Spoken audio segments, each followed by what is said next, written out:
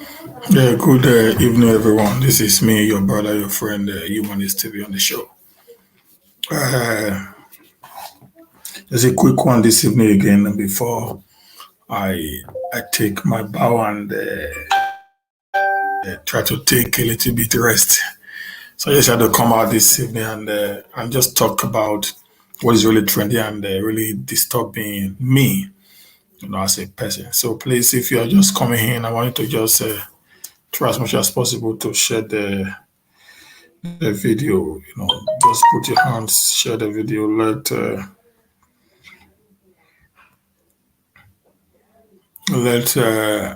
have a very important time of discussion, guys. Okay, it'll be really really intriguing to tonight. Yeah, it'll be really intriguing tonight. Please just come as you come and give us some likes, share the video. Give us some likes, share the video.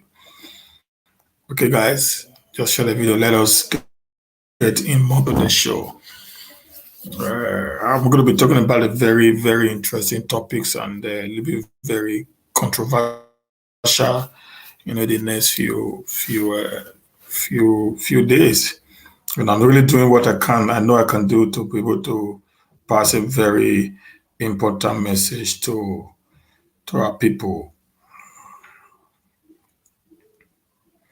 So I believe strongly that we can be able to actually, get a very uh,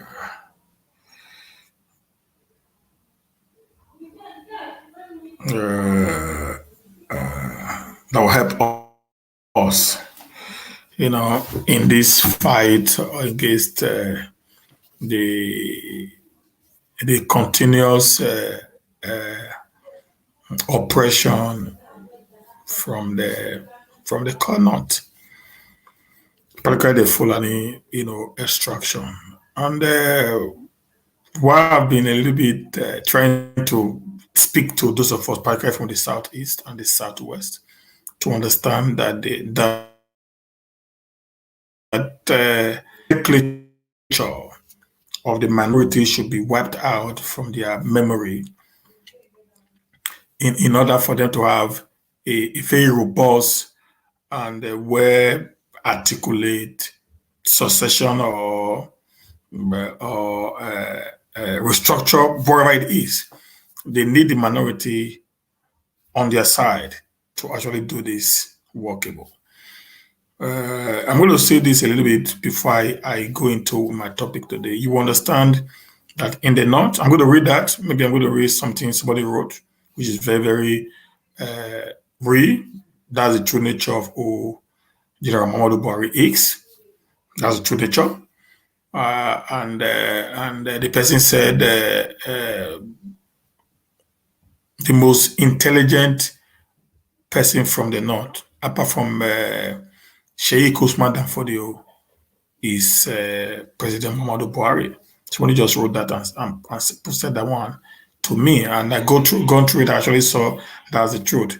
He has all the arsenal of Usman Danfodio.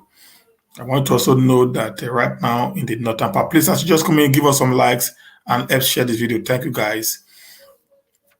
He has actually very clear in all he has been doing to show that it's not apologetic. Neither is this sympathetic to the plight of the Middle Beltans or the Southern Nigeria. Check his body languages. Check his response from his aides. It's a clear indication that doesn't give a hoot about what is up. He continually do what he knows he has to do just to keep his people floating according to the agenda that is on ground. Many people are not going to believe what some of us are saying, but that's the reality that is on ground, guys. It's the truth, the fact, nothing but the truth. Okay. Now, in the last few weeks or a month plus now, there have been a rapid or a continuous attack on the security formation in the east by what they tag unknown gunmen. It has continually, be on ground, and it's becoming a little bit worrisome and fearful to so very many of us. We decide to sit down and start thinking out of the box. And throughout yesterday, I sat down and began to think, what is actually the rationale behind the Easterners killing an Igbo policeman? What is the rationale behind IPOB and ESN, Eastern Security Network, destroying properties built in the eastern part of Nigeria? And after I sat down for days trying to actually brainstorm on the mental, stability and capability of these people that are involved, I came to a very reasonable conclusion that it is completely next to impossible for people to destroy their own property just the way it's happening today, creating, a very, creating tension, creating instability, and that actually gave me where this whole idea is actually going to. And I decided, okay, I think I need to share my thought with my fellow brothers and sisters from the East, from the West, and even the Middle Belters and even the South Side. So we all understand the grand plan. While I was doing this, then somebody sent me this. When I put what I was thinking up together, what I was putting up together, and what someone sent me, I was able to decode that yes, the entire thought all through the time over what is happening in the Southeast is already confirmed based on what I got. Okay, guys. Okay. Now, first and foremost, I'm going to read what somebody sent down. That will help me to actually uh, uh, uh, uh, explain my own part of the show. Okay, guys, just listen to this. I'm going to read it verbatim. Then I'm going to now go to my own point down. Then I will not put analysis on my point. Okay, guys, please, if you are coming to Nigeria World, please, if this is your first time, please just subscribe to our YouTube channels. Give us some likes, share our videos. If you're on Facebook, please share the video, give us some likes, put your comments, what you think. We are not perfect. We are doing our best to actually give you information based on what is happening. You can actually give us a feedback with your comments and your thoughts and your opinions also, which can also be read out during our live broadcast, just to give you an hint of where we're actually going to. Okay, guys, thank you very much. Now, look at what somebody sent me. You're going to look at it. Look at what somebody sent me. Say, General Buhari understand that there is nothing called one Nigeria in any sense. It is only an opportunity for his nomadic Fulani kinsmen to survive and build a Fulani country using the sweat and wet of others legally or illegally under the guise of patriotism and humanity. Okay? I'm going to read that again, guys. Say General Buhari understands that there is nothing called one Nigeria in any sense. It is only an opportunity for his nomadic Fulani kinsmen to survive and build a Fulani country using the sweat and wet of others legally or illegally under the guise of patriotism and humanity. Now, he understands that the South and the Middle Belt are treacherous and can be used against each other. It is only in the South, I repeat, it is only in the South we hear of the word minority. It is only in the south of Nigeria that our leaders, people like Olusegun Obasanjo, and many of these people still called some nationalities and ethnic nationalities minority. So they play on our intelligence. They understood who we are. They understood how vulnerable we are in sabotaging one another. Just follow me, guys. For the record, Fulani Semitic people are from the Arab stock. Fulani don't see black Africans as equal and will never be it will never be seen as equals. That's true. I told you guys before, I have come across a northerner. I don't know if it's an outside Fulani man, but I'm going to say a northerner.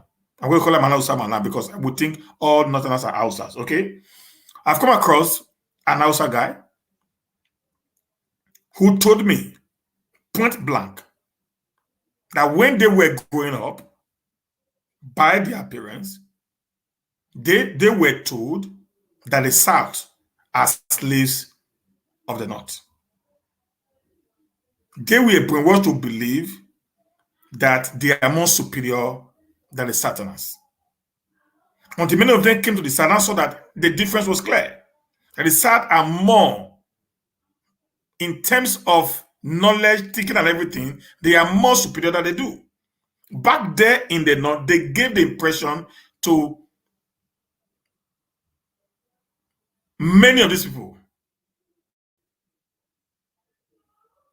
They gave the impression to many of these people that they are superior than we do. Okay? So get this very clearly, guys. The Fulanis are masters of deceit, chaos, and anarchy. Anywhere you hear them live in, there must be war. Go to Congo, there is war. Go to Guinea-Bissau, where they actually originated from. Senegal, they created havoc. Rwanda, they created havoc. Chad, there is war. Niger, there is war. Cameroon, there is war. Nigeria, there is war. They are unable to actually get this kind of create this kind of havoc only in Ghana because of the stand leadership, which is not of the Fulani stock. In all these countries that I've just mentioned today, the leadership of the country are actually of the Fulani stock. And that gave these guys this opportunity to actually do what they do best. Okay? The Fulani are masters of deceit, chaos, and anarchy, and they understand how to use them to control and further their interest. They are united in crime and good deeds. People are going to argue this, but I think this is fact. Okay? Anytime Gabashew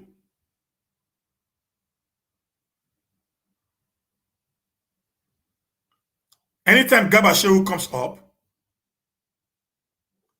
anytime the other stock comes up, what do they do? They are always in defense of the Fulani stock. They don't care they've committed, then look as if they are the victims. Even why they're the one that's actually victimizing other people. Okay, guys? So just carefully follow me. Then I'm going to be done very soon with this. They know when to sue for peace and when to crush their enemies. This is what we don't get in the South. We don't understand these terminologies at all.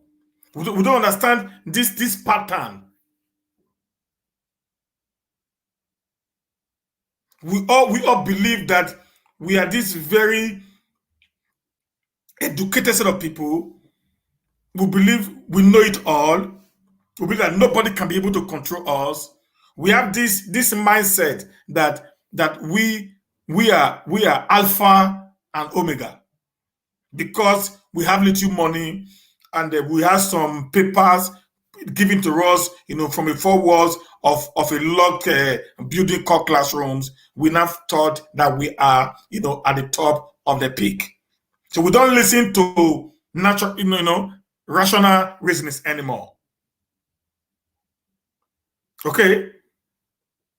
I'm going to give an example. I said something here when I was trying to deal on Olusegun Obasanjo's utterances of if Nigeria breaks, the minorities will be crushed. The minority will be oppressed. The minority will be exterminated. I got pissed off. I dwelled on that. Why will a certain leader speak in such a manner, knowing fully well what the Satanans are actually passing through in this very particular dispensation, or in the fourth republic of the Nigerian governance, that it has been bloodshed all through the way for the certain people.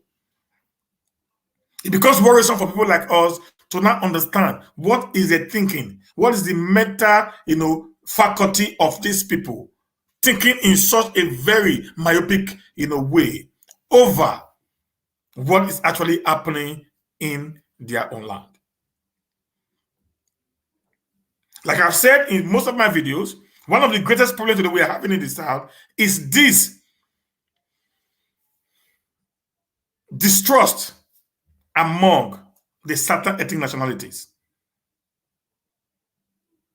The Korean man is telling you I'm not a Biafra man. I think yesterday again, Wike came out and said we are not part of the secession agenda of the IPOB family. What is the reason? The reason is not fast fetched. The reason is just because the way and manner it is being presented to some people within the jurisdiction of Port Harcourt has made them to say, no, this is not about us anymore. Where is our stake as the so-called minority if we decide to fight alongside you guys? Okay, but in the north, they know how to play the game. They understood when to crush and when to sue for peace. That is part of the things we need to start learning in the South by our leaders if actually want to go far in this very particular, fight for the soul of our ethnic nationalities. Okay, guys, they staged a revolution using the Hausa peasants to destroy Hausa kingdom. That was in 1804. I think I also talked about this in my video. I think it was yesterday. I did a lot of analysis from the beginning to this point. I think I did that. I told you how Usman Dafodio came and the Hausas engaged the Hausas. Okay? They actually used the Hausas, engaged the Hausas, and took over their land. Also staged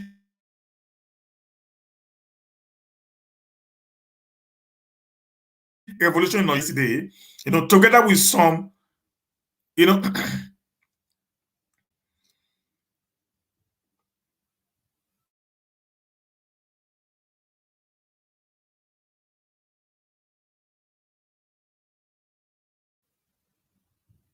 oh God. And the Facebook is working, but the YouTube is not connecting. I just try to reconnect. Okay, guys. Okay, it's back now. Yeah, thank you, guys. Now, they staged a revolution using the Hausa peasants to destroy Hausa kingdom and take over their land. They also staged a revolution in Oyo Empire by conniving with the Yoruba general Afoja together with some Yoruba peasants. That was during the 18th century. How they conquered it up to Ilorin. Okay? They never, like that's what I said, they never actually won the war. If the Fulani had never actually fought a war single-handedly. Get these guys. I think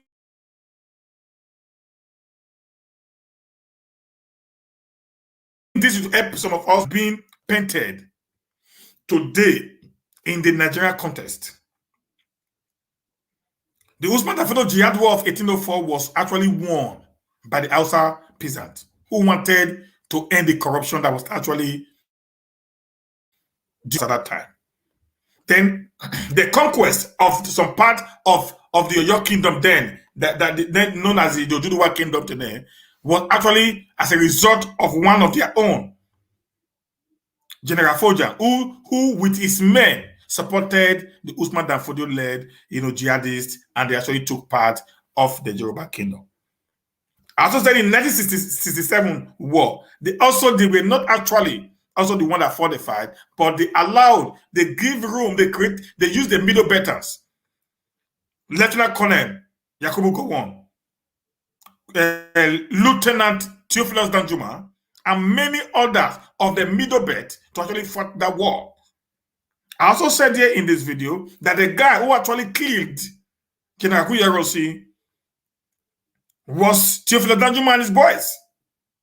I also told you here that Theophilus Danjuma was actually the ADC to Kuyarosi. Okay? So they understood this game of when to use people to achieve their aim. So see what is happening today in the East. What's happening today in the East is as a result of the same thing. Hope Uzodimma is being used today. This is how they play the game. I'm coming there. Let me finish this, then I'm going to deal on that. Okay?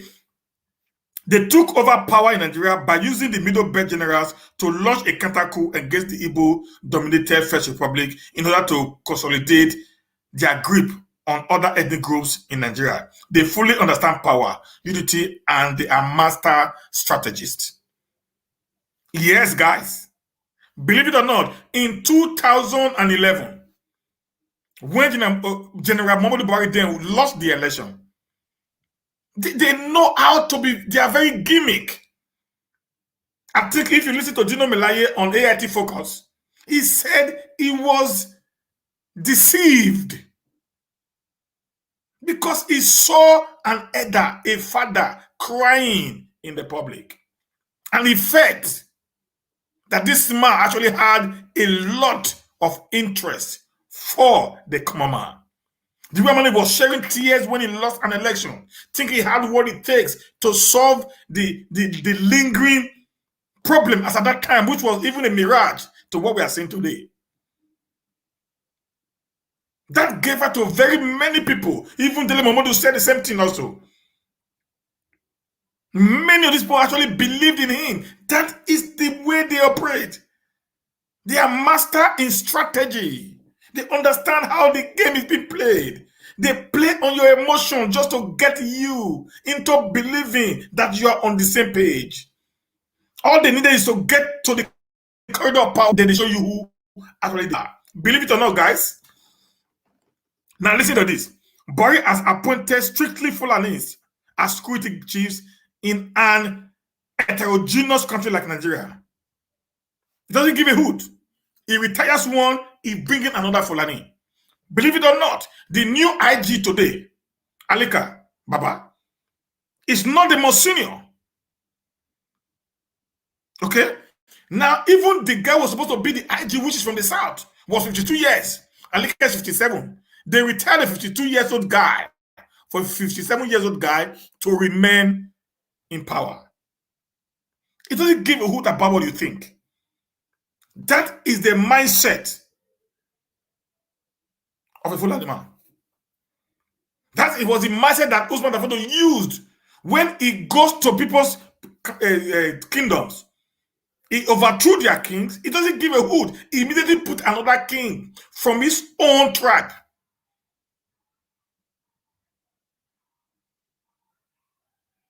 Of his own tribe into power.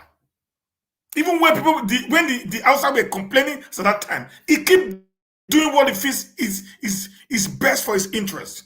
What was he doing? He was protecting his interest in the future, which he also actually succeeded today. He has turned the indigenous people of Hausas into beggars and slaves in their own land.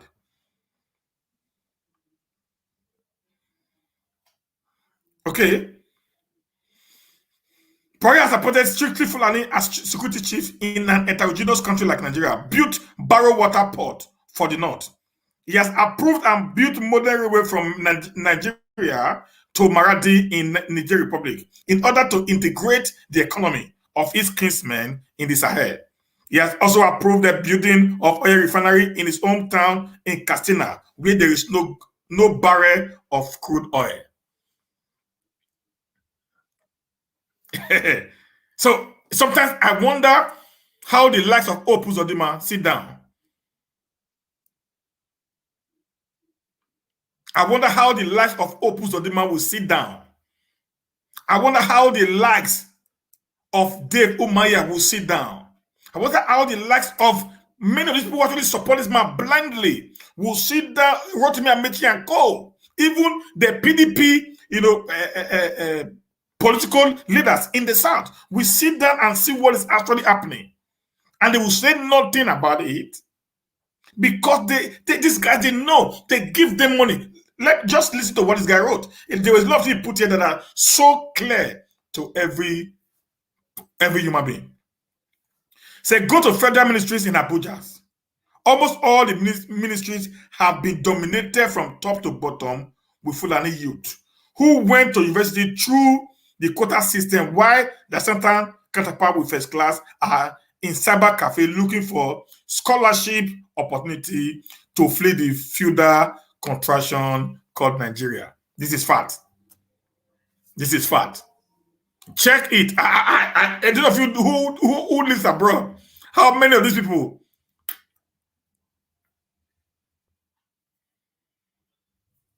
How many of these people are actually there in abroad? You don't get them. It's really sad that are running away. The country is working for them perfectly well. Anyone that finished school from the north, get a job in the jiffy. Yes. Anyone that graduates from the north, who managed to go to school and graduate from the north, get a job in the jiffy.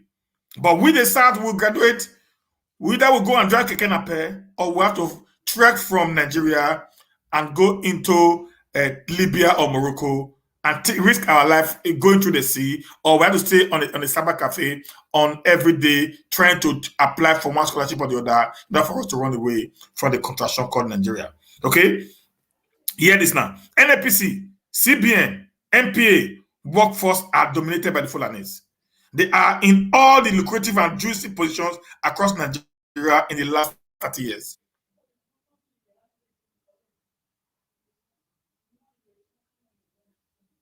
In the last 30 years. So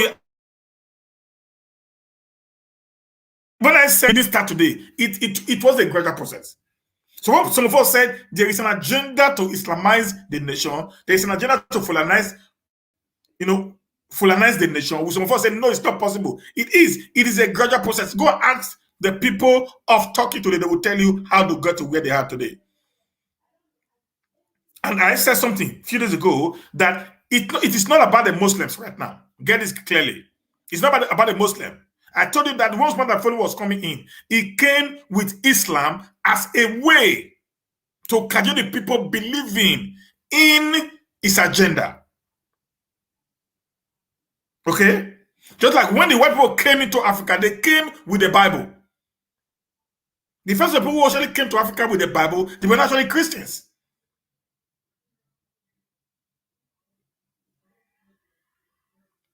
They were not actually Christians, but they used the Bible as a way in cajoling the people into accepting them, and then they wreak havoc on our people, selling our people into slaves in order for them, they have a way of passing across their information for you to get weakened, then they will come in and actually come out with a true color.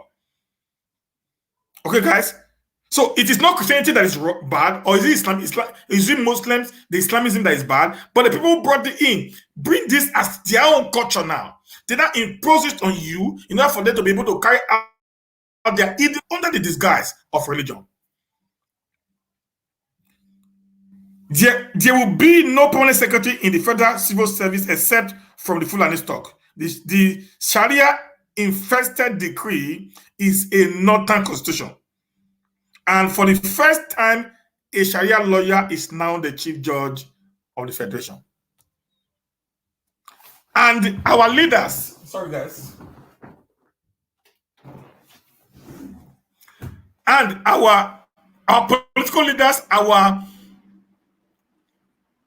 sons, our legal luminance have not been able to say anything when a Sharia lawyer is now the chief judge. That is Tanko Mohammed. Go read his profile. He's a Sharia lawyer. Not even a legal, customary, constitutional whatever lawyer. He's a Sharia lawyer. So he knows nothing about the law outside the Sharia court. Okay? He has disseminated the Shahid and empowered the Sunnis. We have the Shahid and the Sunni. That's what I told you, it's not about Muslim. That's what I told you, it's not about Muslim. It's about these guys only use the Islam to cover their agenda. He has disseminated one Muslim group and empower one Muslim group. He's buying up traditional rulers all over the South. Because our people in the southern Nigeria, we are too greedy.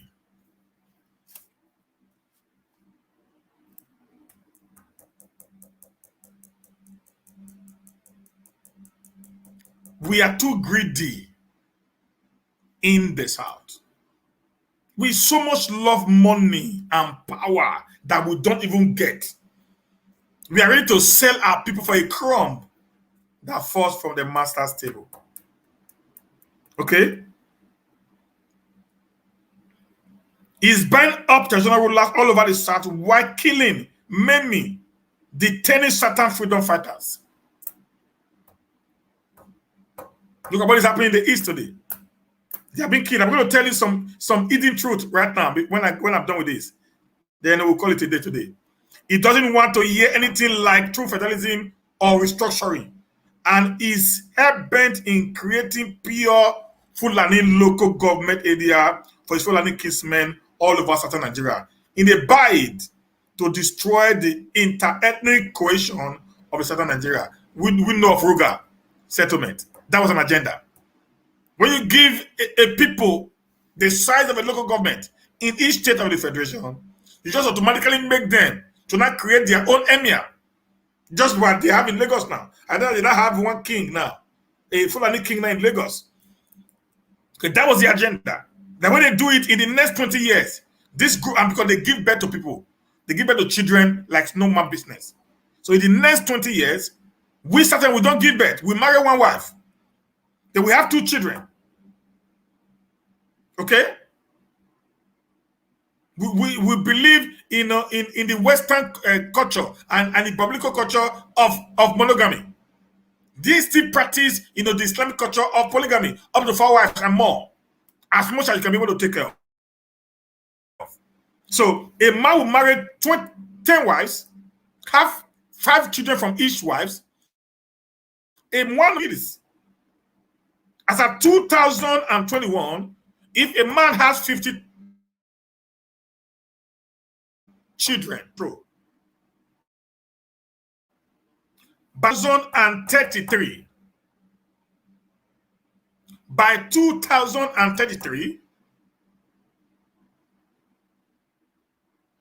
by 2033, these 50 children would have multiplied to 500 children or more. Why that of the South,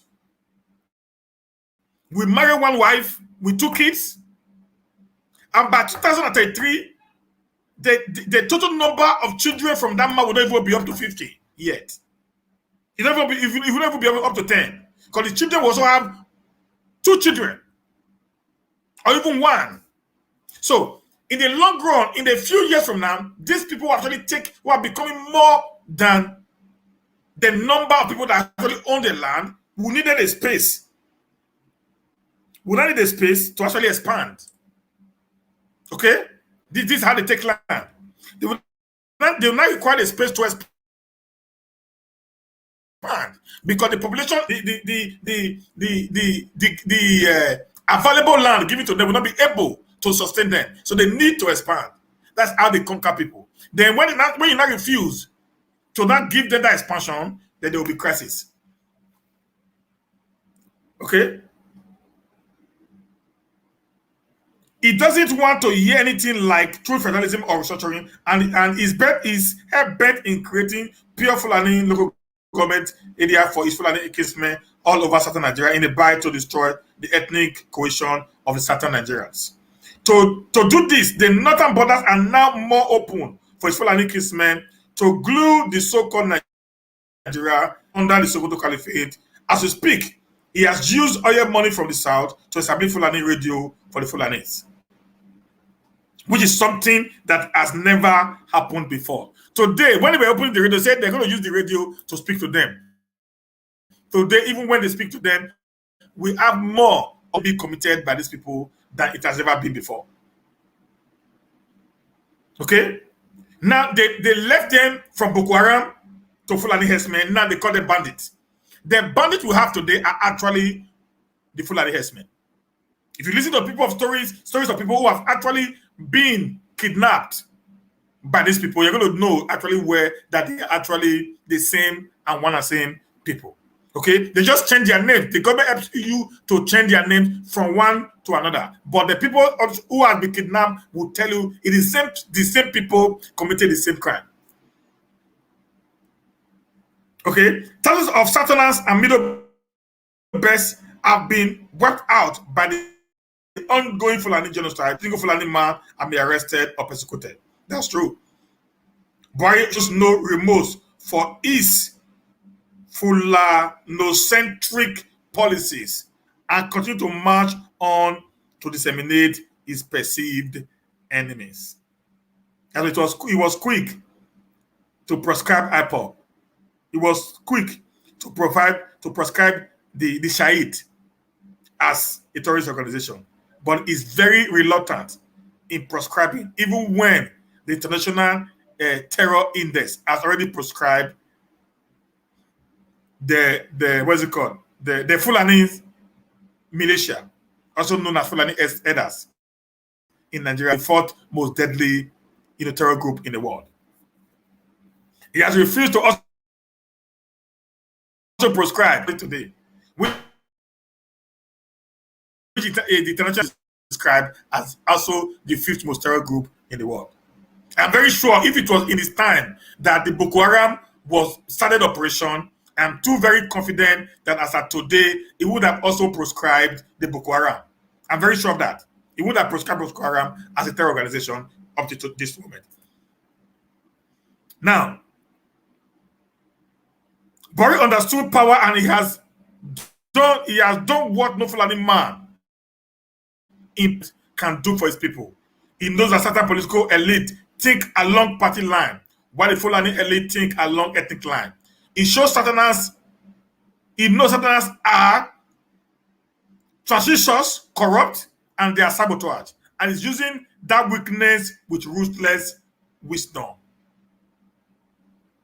If you are a Yoruba and a Do, Igbo, Tiv, Efik, Ijo, etc., and after reading this article, with all these open facts, you are still shouting one Nigeria or still screaming APC or PDP under the President's 1999 military decree, then you are the problem of your people. Now, this was what was written by one Kurumi Kakamfo, and when I went through that, I was a little bit astonished because it actually goes with what I have today. The insecurity in the East, the hidden truth. Guys, listen to me. In the next maybe 20 minutes, I'm going to be off from here, but I want you guys to listen. I want you to share this video. Let it get to Nnamdi Kanu. Let it get to the IPOB members in Nigeria. And let it get to every Easterner today. There's about to be a genocide on the East. Before I read this, let me also take you back. I love stories. I love telling stories. History, for that matter. When the 1967 coup, the counter coup of July, came, Lieutenant Konojuku then was more educated, was a senior to Lieutenant Colonel Yakubu Gowon in the military, academically and otherwise. That they had issues that took them to Aburi. Okay? Now, in the Aburi there, Ojukwu was prepared. He knew what he was going to do because Ojukwu was an advanced, trained lawyer. Okay? Compared to General Yakubu Gowon, who was just a mere school start order that went into the military. We all know what happened. When you go to the military, if you are from the north, you fly higher. If you are from the south, it takes you time to climb the ladder of promotion. That's certain. Okay, guys? That's why you always see them, or mainly 90% of the generals we have today in Nigeria are from the north extraction. We don't know how it happens, but that's the truth of the matter there. That's a story for another day. Now, when they went to Aburi, Ojukwu got prepared. He gave them bo. And at the end of the day, the guy who was also the military supreme military leader of the Ghana government saw Ojukwu be prepared, and they had a proposal of coming back to practice true federalism, cum confederal system of government. Now, because Gowon was not too educated, does not really understand what is different between true federalism, because they were still calling the Federal Republic of Nigeria. He thought it was the same thing, knowing that power will not be residing, within the regions, which will not give Ojukwu so much power to control the eastern part of Nigeria. Okay, guys. Now, when they came back, Gowon decided to actually make the brokers as agreed upon. But they sat on us again. We are being used by the North. And that's what I'm going to. We are going to watch this. They told Gowon, if you refuse to make this broadcast, because at that time, the Western world, the United Kingdom and America was already having sympathy for Lieutenant Colonel Odumegwu Ojukwu.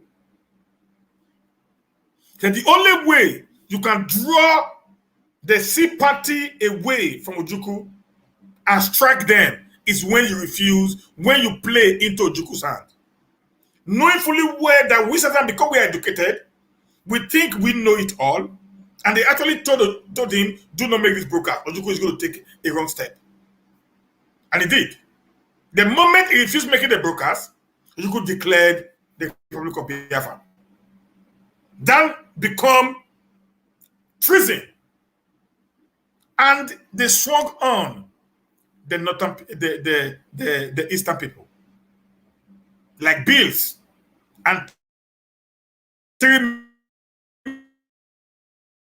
million. Today, IPOP came up. They started with no support base in the East. They grew.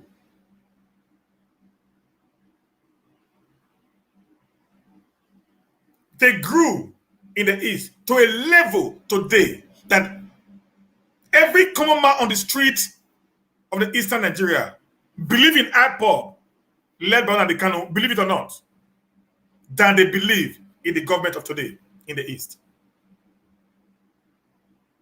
I thought I was in Nigeria today. I was in Nigeria for some months. I spoke to many of these people, guys. Even those who are living in Benin, selling in those areas like Forest Janko, they believe in this very Kanu ideology of protection, that they believe in their government as of today. And the Fulani-led government of the Federal Republic of Nigeria knows this. Do you know, before United Kingdom decided to grant the IPOP family asylum, it is because of the sympathetic nature of the people, both at home and in diaspora, who are crying continuously for the protection of the Biafran people led by the IPOP family in Eastern Nigeria. So they knew that Nnamdi Kanu is beginning to get momentum. If United Kingdom decided to give them amnesty, that shows that they are actually having some soft spot for the oppression of the Easterners. Because you give an amnesty to people you believe are being oppressed, are being killed without no cause. You give an amnesty to people you feel do not have the power to defend themselves within a geographical location. That's it. You can say to people who are under siege by superior powers. That's when there is a war in any nation today. When it doesn't matter which nation. If you go to any of the countries in Europe and America, you are protected by the United Nations law. They don't need to question you. Knowing fully whether there is war in your country, they automatically grant you asylum and give you a protection in form of your residence. So when the United Kingdom call for the IPOB family to come, if they are being persecuted in Nigeria, to come to United Kingdom and seek refuge, that shows that the international community is already seeing the oppression being mounted on these people. And that was no more good for the government of President Muhammadu Buhari. It needs to find a way to clean up, to laundry its already dent image. And the only way you can do that is to make other people dirty in the face of this very particular battle. Now, what did he do? IPOB have been there for God knows how long right now. ESN has been operating since October last year, if I'm not mistaken, guys. And they've been doing everything to drive away, to protect their people. Since ESN came into being, I may not support the illegality behind it, guys. Get that? I've said that. But I'm talking about the reality on ground. Since ESN came into being, in the East particularly, there have been a drastic reduction in the activities of the Fulani herders. Believe it or not. There have been a very drastic reduction in the activities of the Fulani herders in the eastern part of Nigeria. Now, we woke up one morning.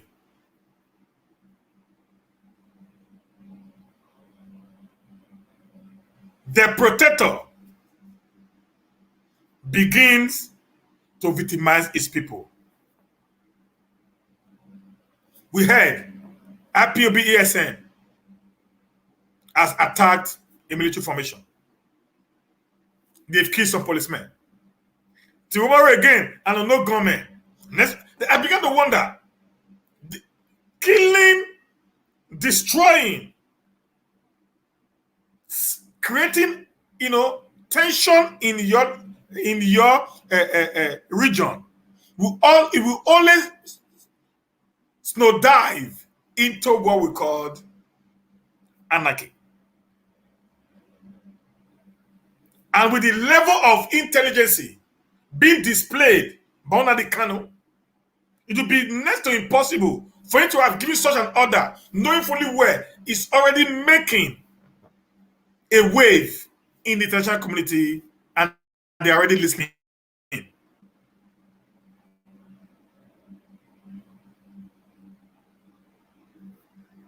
Then I sat down, I started thinking, what is the hidden truth behind the insecurity happening right now? Okay? Now, this is what I take. Number one, there is a grand conspiracy by the federal government and its agents in the southeast to create a state of anarchy in the east for military invasion. And I think it has worked perfectly well.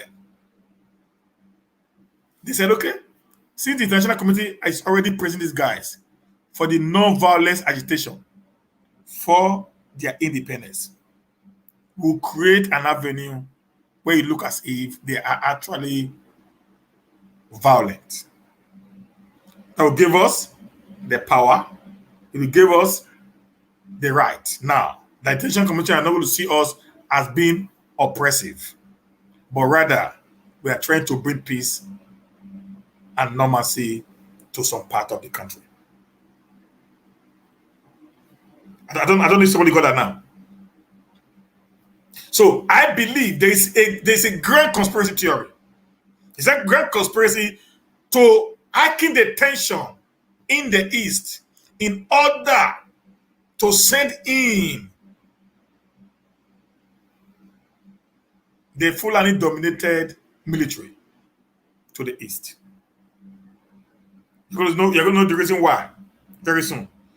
Number two, the idea of this security is to increase military presence in the Southeast to reduce the agitation for a new nation, since the America, United Kingdom, and the EU are told the government they aren't interested in helping them fight their own people. Okay? You know, they wanted to see these people coming in to support them in the fight against what they called insurgency. Now, since that wasn't working, how can we be able to kill these people without them taking us to court, without them sanctioning us? We need to create a state of anarchy in that region. And what is the best way? Is to see that the civilians are actually fighting against the military, which in every nation in the world is tantamount to suicide. No nation in the world will sit down and watch civilians killing, maiming, destroying military formation in any nation in the world. Not even United Kingdom or United States of America. So they are going to send down the troop to actually go and crush these people. These people will not be tagged terrorists. You get it now? So number three, the attack on security formations in the East will put the IPOB and ESN on their toes. And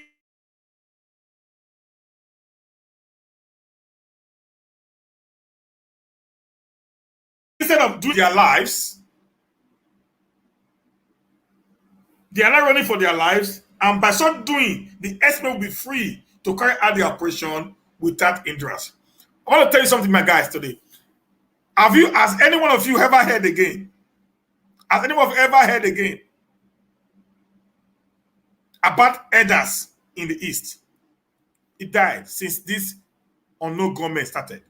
Because the ESN today don't even have, they are running, trying to defend themselves. They're running, trying to protect themselves. All of it, they're hiding. That is a grand plan. That's a conspiracy theory. Number four, are you aware that it might actually be the Nigerian state that is sponsoring what is happening in the Southeast in order to declare a state of emergency?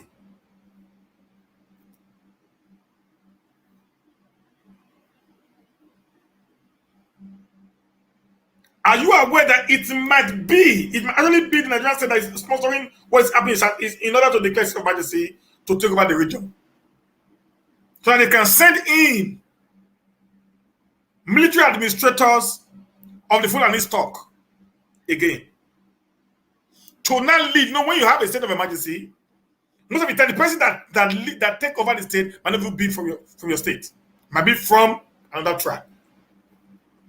They might bring in the Fulani stock to take over each of the states in the Southeast.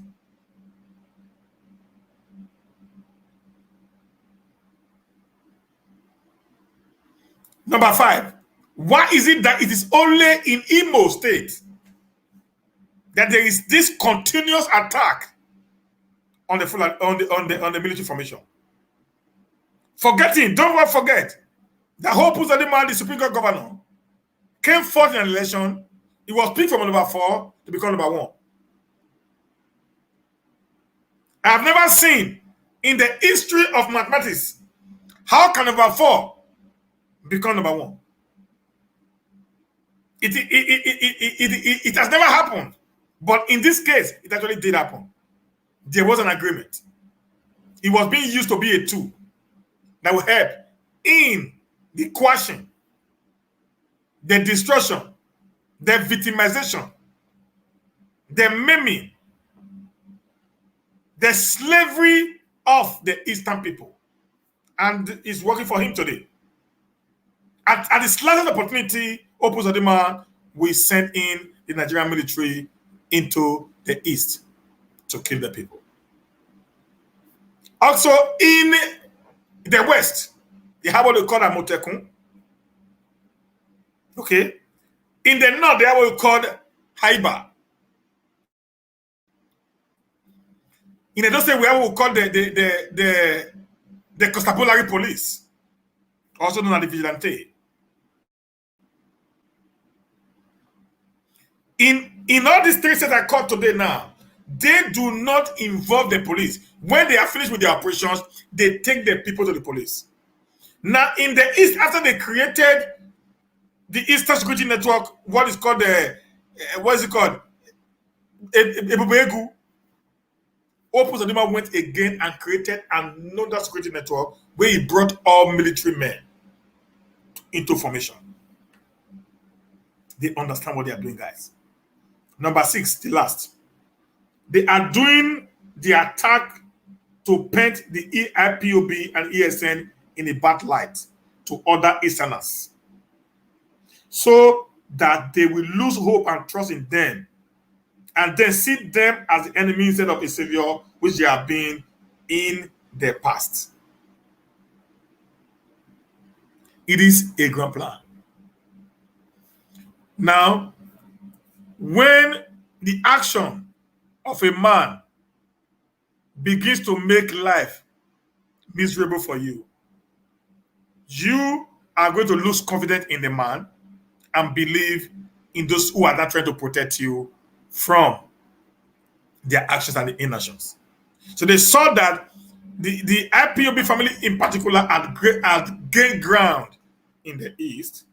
So they had to pet them into believing that they are the one that is actually creating the tension that is ravaging their region. And having said that, they want to disabuse the mind of the people so that they will not hate them and get ready to send them out for the military men to take. So this is what I think there's actually the problem today in the Southeast security situation. Is a planned insecurity orchestrated by the same people, and today they're also victimizing the people who they plan to attack for a reason best to stop the agitation of the Biafra Republic, to bring about distrust among the Igbo nations, and to make the Igbo in the agitators for a new Biafra nation. And I will say, without of doubt in me, that they are succeeding. Today, in the East, you do not hear about the agitation of Biafra anymore. What you hear about now is the unknown gunmen wreaking havoc on police formation, killing Eastern policemen and military men.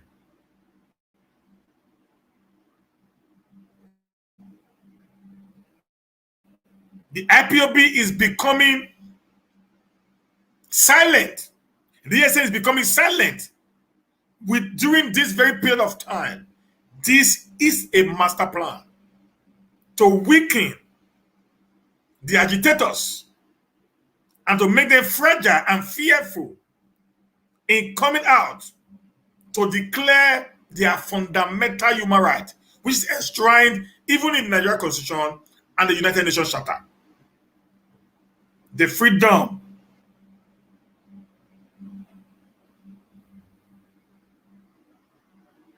of association, the freedom to live. Okay? And it's actually working. The same method they are operating in the West now. If you watch now, the agitation for the Oduduwa Republic has actually also died down. When they invaded the home of Sunday Igboho, they know what they are doing. The invasion of Sunday Igboho is actually to create a chaos in the West. But the West, having known very well what is happening in the East, they refuse to retaliate. Because they understood that the boys in Sunday Igboho's compound had guns when they came attacking at the middle of the night. They knew, or they believed, or they thought that the people are going to resist them via exchange of bullets while they were shooting in his home. But all they did was to whisk Igboho away from his home, and that ends the entire brouhaha. And I want to say here, Mazi Nnamdi Kanu, the IPOB leader, and every of the Biafra agitators, both in Nigeria and in diaspora, you guys must, most of you are doing videos, see me Ekpo and co. You guys are doing a lot of videos talking to your people. I want to say it is high time you guys start debunking,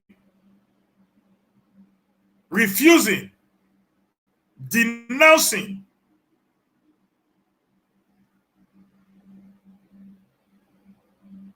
not taking responsibility for the insecurity challenges that is in your state. Because it's actually painting you guys in a very bad light within the Committee of Nations.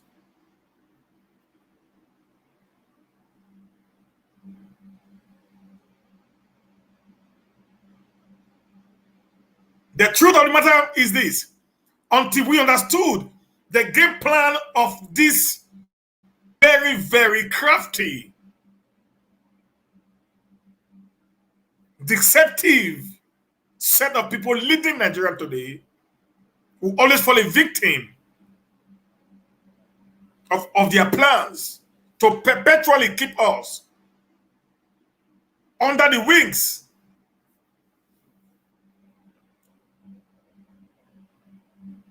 of their dictates.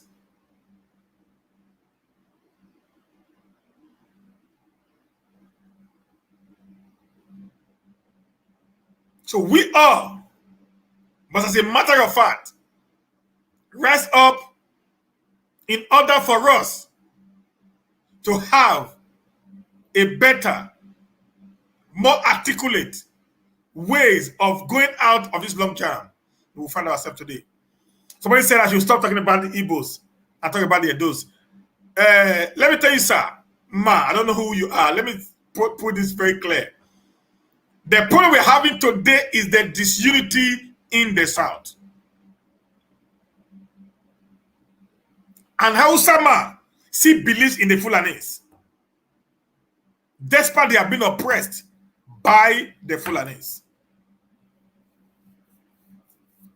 If there is a war today, and Hausa will not take arms against the Fulanis, rather, an Hausa will take arms against the Middle Belters, and Hausa will take arms against the East, the West, and the South, who have done nothing to them, rather than they taking arms against the Fulanis. For the Edo people, or the Bendel, or the Middle Belters, or the Niger Deltas to get independence, the Biafra Republic, the Oduduwa Republic, must get independence. For the Biafra to get independence, the Oduduwa Republic, the Niger Delta Republic must get independence. So if even these three states,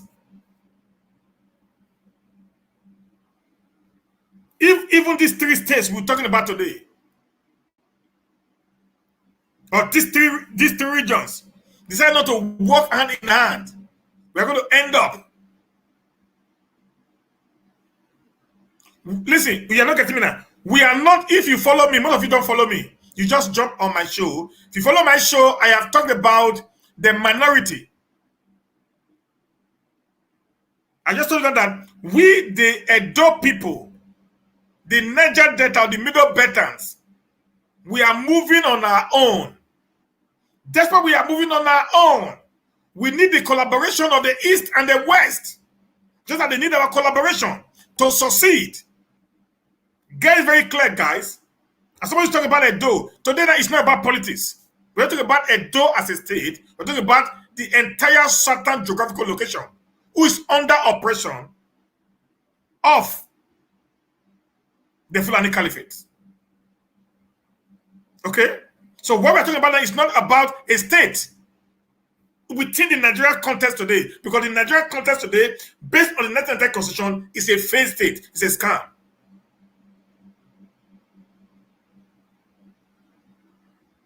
It's a pure scam, guys. So there is nothing in 1999 constitution that we need to talk about. It's a failed constitution.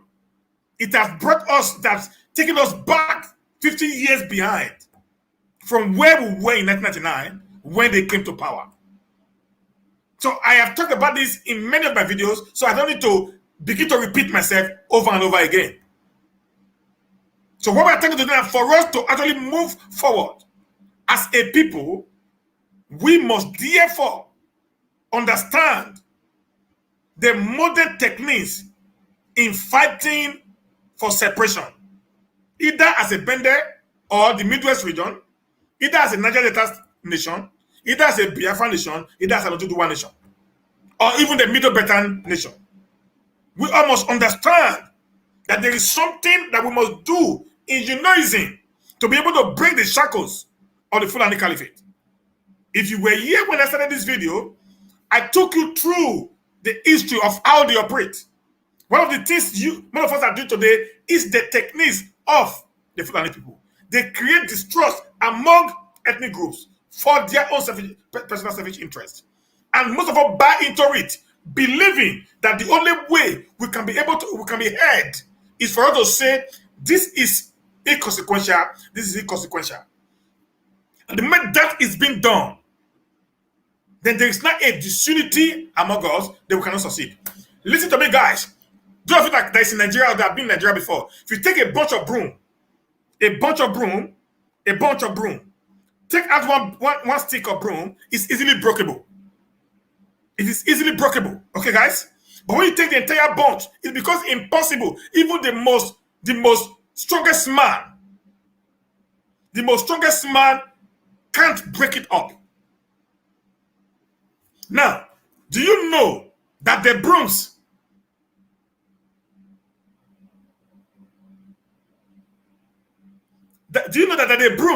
never works together? Don't know. I mean that brooms put together, they never work together. Brooms, go check it. They never work together. They work differently, but they achieve a common goal.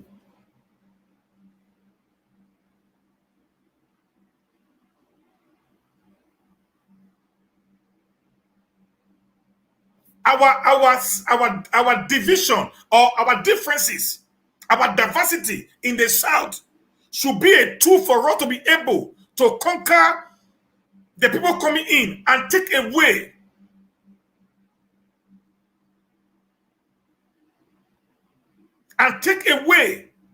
ourselves from these people. Listen, guys, let me also tell you something you don't know. If tomorrow,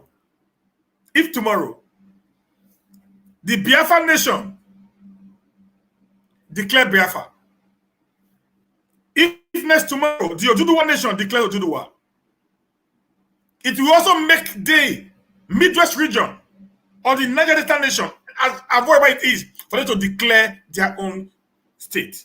I've said it before in many of my videos. So the entire thing you see today is like it's a web. It's a web that we can actually go from. So try to make sure that the Biafra get their nation, To do what we can do. We are iterating, making sure that we who are the minority in the South, not as in Niger Delta or the Midwest, as the case may be, depending on what we want, will also be free on our own. But if we continually saying the Biafran nation will not go, bros, we aren't going nowhere, guys. And this is what the North wants. They'll continue using that to oppress you. Listen, they will kill the Biafra first. Yes, they will do that. They will do that. Then they will come to the next set of people. We do not want that anymore. We must unite in our diversity to fight against our common enemy.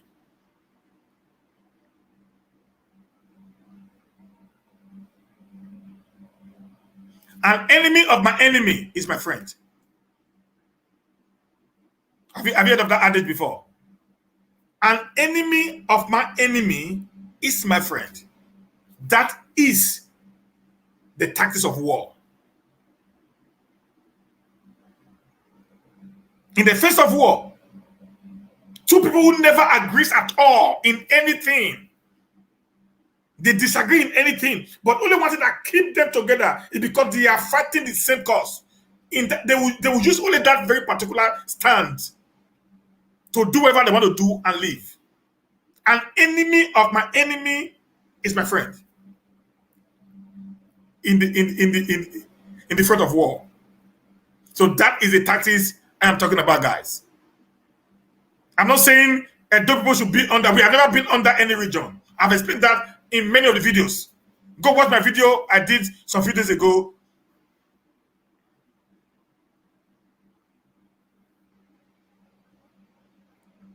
I did a video some few days ago, and I talked about trying to disrespect the minority will not make these two majorities in the South to get what they want. You must respect the minority, which you think are the minority, in order for you to actually have what you want. I did a video on that. Go check that out, guys. Okay. So I've done a lot of videos trying to explain some of the things you guys are doing here. So I can't play myself back again. What I'm saying today is this: the insecurity we are today is to create an atmosphere whereby these same Fulanis who are actually the one creating problem today. Before now, sir, before now, ma, Igbo have never been our enemy. We have lived together. We have married Igbos. Igbos have married Benins. At least I grew up in my father's house. My father had about 22 rooms here, 20 on the other side, about 44 rooms. And after that 44 rooms, I think we had about 20 of the rooms were occupied by Igbos while I was growing up as a child.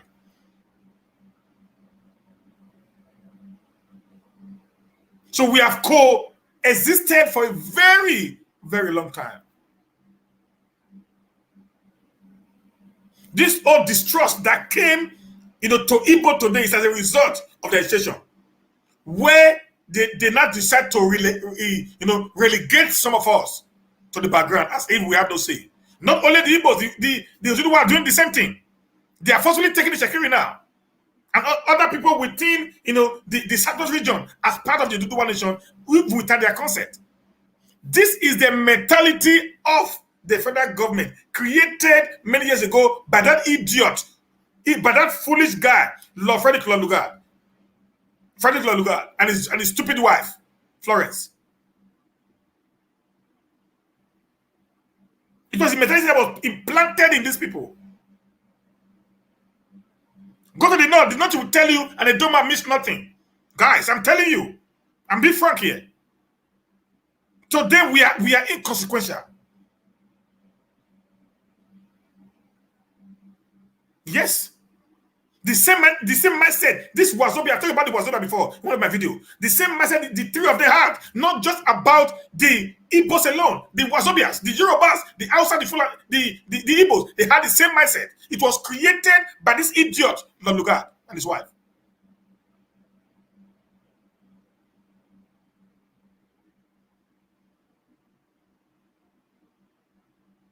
So that is the truth of the matter, guys. So what we need right now is there is a common enemy on the front line. Who is kidnapping us in Edo State? Who can tell me who is kidnapping us? Is it the Igbos? Who is actually kidnapping us in Edo State? Is the Fulanis. Who is raping our mothers, our sisters, our wives, our aunties, our nieces? Who is actually kidnapping us? It is the Fulanis. Who is shooting our brothers on the street in the name of militaries? Who is brutalizing us? They are the same group of people, guys. So it means we have one common problem which we need to deal with.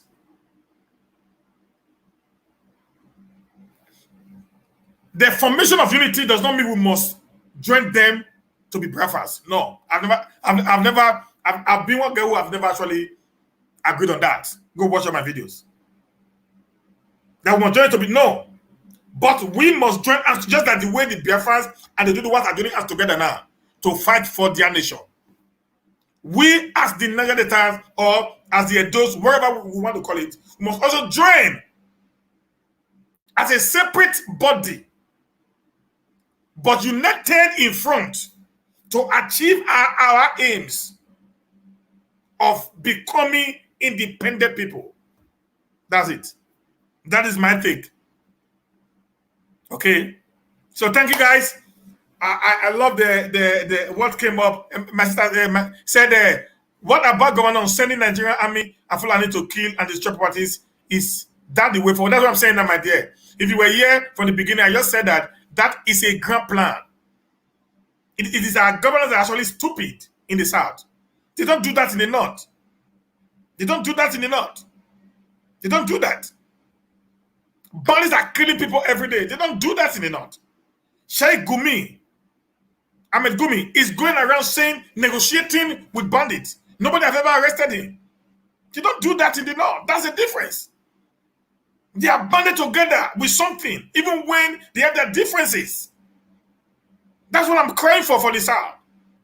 Let's put this very stupid mentality of superiority aside and let's unite together and make something out of what we are actually passing through today. Every experience in life is supposed to teach you something, either good or bad. They are stupid. That's what I say. They are stupid people. They are quick to kill their people because of greed of what they're going to get from the federal government. We have a very lazy system of government in Nigeria. So very lazy. When they go and collect akara every month in Abuja.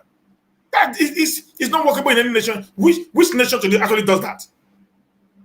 Which nation does that? That you go to the capital, the federal capital, and go and collect check to run your state. Which nation does that? Which nation does that? In this present day, which nation does that? There's no nation that do that.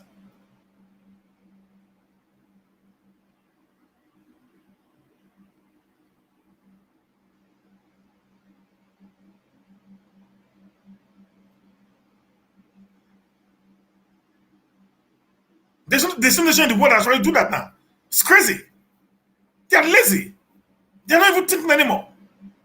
That's what we have refused to develop.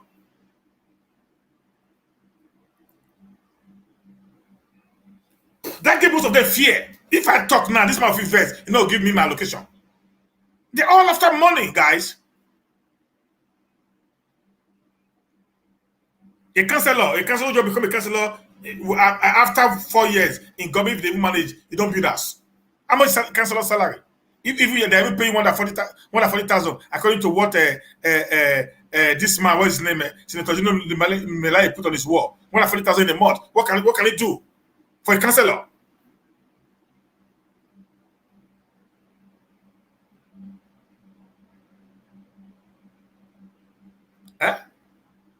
They'll build a house. So the thing, they sell themselves. They're going to sell themselves because they are making so much money. It's in the sense all about money, and the North is using that because they know we're very greedy. They use that greed that we have, to actually keep us perpetually under their wings, guys. So, any more questions, guys? Any more question? Please, you can put it on Facebook or on YouTube so we can deal on it before I call it a day. Just one more question, either from Facebook or YouTube, guys. Okay. At the absence of no question, I will say thank you very much, guys. We'll see you again tomorrow, God willing. Have a very blessed night. God bless you all. Let peace reign. Let unity actually reign among us, so we're able to achieve our aims and objectives. Thank you. Have a blessed night. See you tomorrow again. Bye.